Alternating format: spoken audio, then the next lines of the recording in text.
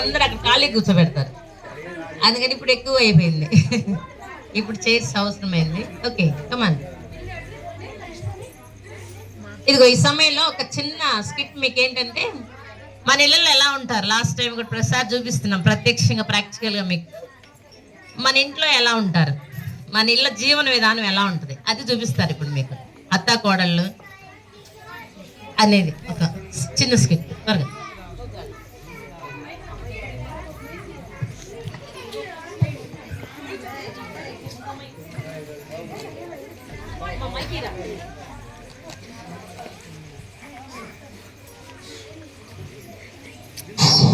ప్రతిరోజు మనం ఇంట్లో ఎలా ఉంటాము ఆ దృశ్యాన్ని ప్రదర్శిస్తారు. Please careful.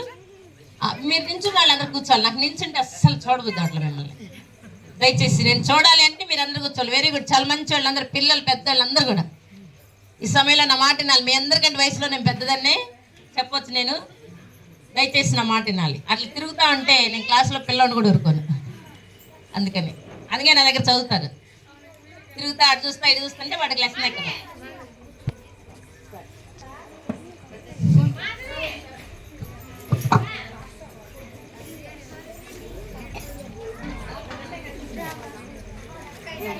హలో నిర్మలా అక్క, అదే పని చూడమన్నాక. 4 నువ్వు ఎక్కడున్నావు? నేను సంత మార్కెట్ దగ్గర ఉన్నాను. 4వ వీధిలో కృప అనే ఆమె ఉంటుంది. ఆమె దగ్గరికి వెళ్ళి, ఆమె కొంచెం బలహీనురాలు, ఆమెకి మొత్తం సేవలు నువ్వే చేయాలి, సరేనా? సరేనక్క. ఏంటి పని చూడమంటే ఇలాంటి ఇల్లు చూసింది, ఇంకా బలహీనురాలంట, ఆమెకి నేనే సేవలు చేయాలంట. సరేలే, వీధిలో 3 ఇల్లులు కానొస్తున్నాయిగా, అక్కడికి వెళ్దాం. అత్తయ్య అత్తయ్య. ఏంటమ్మా? ఈరోజు ఏం కూర వండమంటారు? నీ ఇష్టమమ్మా. పర్లేదు అత్తయ్య గారు. నా బంగారు తల్లి కదా, నేను అడిగింది ఎప్పుడైనా వండి పెట్టావా? నీ ఇష్టమమ్మ, ఏది వండినా తింటాను. సర్లే అత్తయ్య. అలారా దారికి చప్పిడి కూరలని తింటూ నువ్వు తింటూ నన్ను తినమంటావా? తినక చస్తానా? నీరసంగా ఉంది, సప్పడి కూరలు వండి పెట్టమని చెప్తే పచ్చి కూరల్లో ఆవగింజ నూనెసి వండి పెట్టింది. 11 సెలైన్లు పెట్టుకుంటే కానీ మనిషిని కాలేదు. అమ్మగారండి, అమ్మగారండి. ఎవరమ్మా? అదే పని మనిషి కావాలన్నారుగా. సరే, నీ పేరేంటి? నా పేరు శాంతమ్మ. ఉండు, మా కోడలి పిల్లని పిలుస్తాను. కోడలి పిల్ల, కోడలి పిల్ల. అత్తయ్య గారు. ఈమె మా ఇంట్లో పని చేయడానికి వచ్చింది. ఈమె పేరు శాంతమ్మ. ఒకసారి ఇలా రండి అత్తయ్య గారు. ఏంటి అత్తా కోడలు గుసగుసలాడుకుంటున్నారు? ఇద్దామనుకుంటున్నారు అత్తయ్య గారు. నేను 400 ఇద్దామనుకుంటున్నాను కోడలి పిల్ల. అంతెందుకు అత్తయ్య గారు? బయట కరోనా వచ్చిన తర్వాత రేట్లు బాగా మండిపోతున్నాయి కోడలి పిల్ల. సరే అత్తయ్య గారు, 350 ఇస్తాను. మీకేం తెలియదు.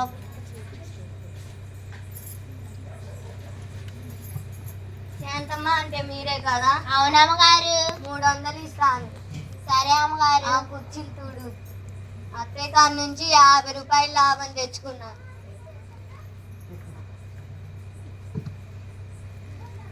కోడలి పిల్ల, కోడలి పిల్ల. అత్తయ్య గారు. నేను బయట మార్కెట్కి వెళ్ళొస్తాను. సరే, జాగ్రత్తగా వెళ్ళి రండి అత్తయ్య గారు.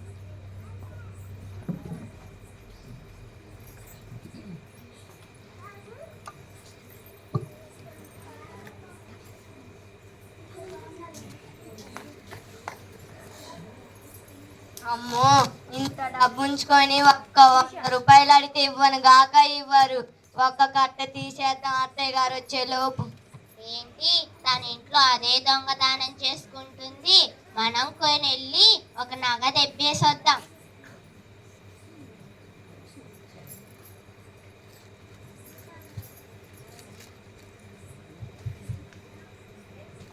వాళ్ళిద్దరు దొంగతనం చేస్తుంది ఆ కోడలు. పని అమ్మాయి కోడలు ఇద్దరు పంచుకుంటారు. కోడలి పిల్ల, కోడలి పిల్ల. అత్తయ్య గారు ఇదిగో కూరగాయలు చాలా ఫ్రెష్ గా ఉన్నాయే. బయట రేట్లు మండిపోతున్నాయి. సరే అత్తయ్య గారు.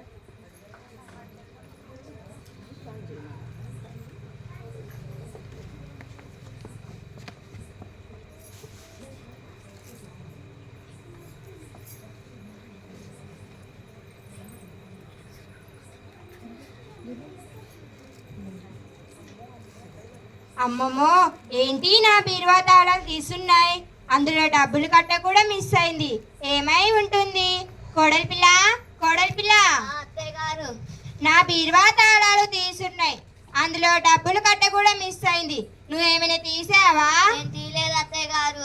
మన ఇంట్లో పని మనిషి శాంతం వచ్చిన ఆమె తీసిందేమో అడగండి. శాంతమ్మా, శాంతమ్మా, అమ్మగారు, అమ్మగారు, నా బీరువా తాళాలు తీసున్నాయి, అందులో డబ్బులు కట్ట కూడా మిస్ అయింది. నువ్వేమైనా తీసావా? నేను తీయలేదు అమ్మగారు. గట్టిగా అడగండి అత్తయ్య గారు. నిజం చెప్పు సంత. నేను తీయలేదు అమ్మగారు. నీ కోడలే తీసింది. నా కోడలు బంగారం. నా కోడలు అలాంటి పని ఎప్పటికీ చేయదు. నీ కోడలు బంగారం కాబట్టి డబ్బు కట్ట తెప్పేసింది చూడండి అమ్మగారు. ఏది ఇలా చూపించు, చూపించు. పోనిలే కోడలు అని ఊరుకుంటుంటే అయినా నీ సొంత ఇంట్లో నువ్వు దొంగతనం చేయడం ఏంది? అత్తయ్య ఖర్చులు కానీ తీశాను అత్తయ్య. అయినా నేను కష్టపడేది మీకోసమే కదా, మీకు ఇస్తే మీరు వృధా చేస్తారని నేను జాగ్రత్తగా దాచిపెడుతున్నాను. సరే అత్తయ్య, ఈసారి మిమ్మల్ని అడిగే తీసుకుంటాను. సరే.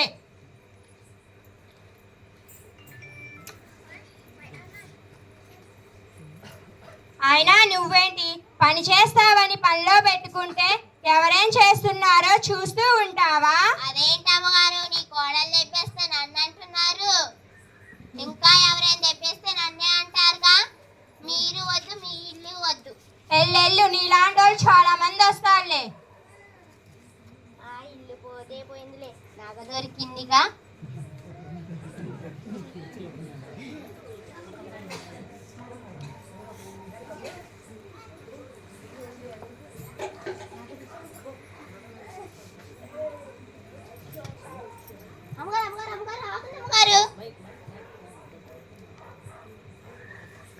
అమ్మో, ఇప్పుడు అప్పెట్లా తీర్చాలి? ఉన్న నాగ కూడా పోయింది.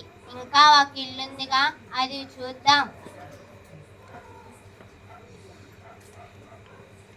అమ్మగారండి, అమ్మగారండి. ఏంది 2 రోజులైంది? కొంచెం లేట్ అయింది అమ్మగారు. సరేలే, కూరగాయలు కొయ్యిపో. సరే అమ్మగారు.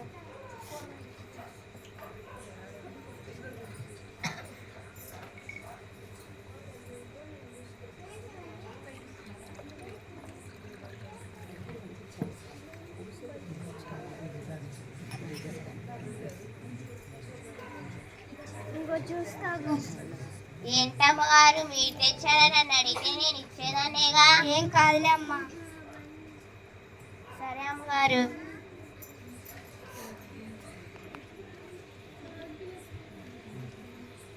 అమ్మగారు, అదేంటి? ఇది బైబిల్ అమ్మా. దాంట్లో ఏముంటాయి అమ్మగారు? మనం చేసే పాపాలు, ఉప్పులు, తప్పులు, ఒప్పులు ఉంటాయమ్మా దీంట్లో. సరే అమ్మగారు. అవునా, బైబిల్ అంత గొప్పదా? అవునమ్మా. నాకు ఇద్దరు కూతుళ్ళమ్మా. వాళ్ళకి పెళ్లిళ్ళు చేసామ్మా. మంచి అల్లుళ్ళు వచ్చారమ్మా.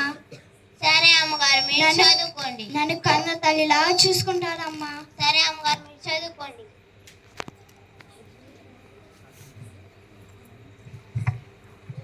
ఉండు, చెప్తాను దీని సంగతి. వసంత, వసంత. ఏంటమ్మగారు మీరు వచ్చారు? ఏ నాటకాలు ఆడుతున్నావే? నా కోడలు డబ్బు దొంగతనం చేసిందని చెప్పి నువ్వు నా హారం కొట్టేస్తావా? అమ్మగారు, నేను తీయలేదు అమ్మగారు. నువ్వు తీసినట్టు సీసీ కెమెరాలో కూడా ఉంది. అమ్మగారు, నేను తీయలేదు అమ్మగారు. ఏ నాటకాలు ఆడుతున్నావే? సీసీ కెమెరాలో కూడా ఉంది. రా, చూపిస్తా కావాలంటే. అమ్మగారు, కొంచెం టైం ఇయ్యండి అమ్మగారు, ఇచ్చేస్తాను. లేదు లేదు, నాకు ఇప్పుడే కావాలి. ఇస్తావా లేదా పోలీసులు పిలవమంటావా? అమ్మగారు, కొంచెం టైం ఇయ్యండి అమ్మగారు, ఇచ్చేస్తాను. అమ్మగారు, ఏమైందమ్మా? ఈమె మా ఇంట్లో హారం దొంగతనం చేసిందమ్మా. 2 రోజులు టైం అయిందమ్మా ఇస్తుంది. లేదు లేదు, నాకు ఇప్పుడే కావాలి. మీరు కూడా ఎప్పుడైనా బయటకు వెళ్ళినప్పుడు మీ ఇంట్లో కూడా చేయదని ఏం నమ్మకం అమ్మా? సరే ఇస్తా ఆగమ్మా.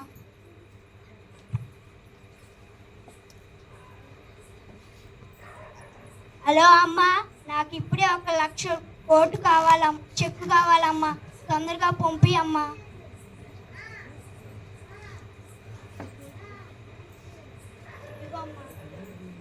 ఏమే వసంత, మంచి ఇంట్లోనే పడ్డావులే. సరే అమ్మగారు. మీలాంటిది కాబట్టి ఇలా చూస్తుంది, నా లాంటిది అయితే నా పోలీస్ కప్పు చెప్పేది. వసంత, అలాంటి పని చేయకూడదమ్మా. సరే అమ్మగారు.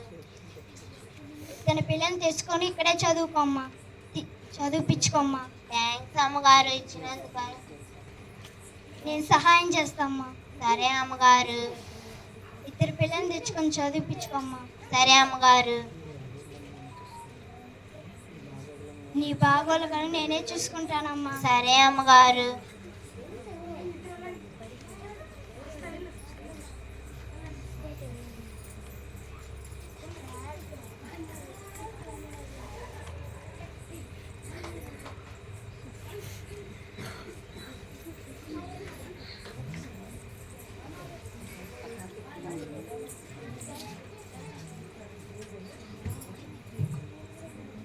ఇది సాదృశ్యం మీకు అర్థమైంది అనుకుంటాను. ఒక పనమ్మాయి తప్పు చేసినా కూడా ఆ యజమానురాలు ఎందుకు క్షమించి మళ్ళా తను కట్టాల్సిన అప్పు కట్టిందంటే ఆమె యేసు ప్రభువుని నమ్ముకుంది. ఒక మంచి ఉద్దేశంతో ఎవరినైనా క్షమించాలి అని ఆ బైబిల్ చదువుతుంది కాబట్టి ఆ సాదృశ్యం పాస్టర్ గారు తర్వాత వివరిస్తారు మీకు. అందులో ఉన్న అర్థం ఇది, ఎవరినైనా మనం క్షమించాలి. అలాగని అందరు అప్పులు కట్టమని కూడా కాదు. ఒకసారి ఏదైనా తప్పు చేస్తే తెలిసి తెలియక ఆ తప్పుని క్షమించాలి. తర్వాత జీసస్ కూడా ఏం చేశాడంటే మనందరి కోసం తన ప్రాణాన్నే ప్రాణంగా పెట్టాడు. అంటే మన డబ్బుని కానీ మనకున్న ఆస్తిని కానీ ఏది లెక్క చేయకూడదు.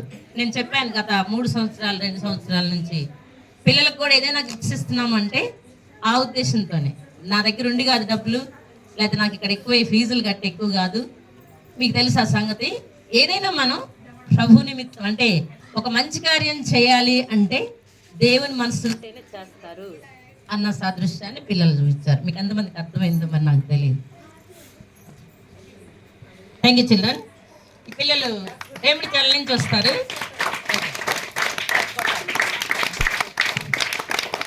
సిక్స్త్ మోడల్ స్కూల్కి వెళ్ళినప్పుడు లాస్ట్ యానివర్సరీకి చెప్పాను విషయం నేను.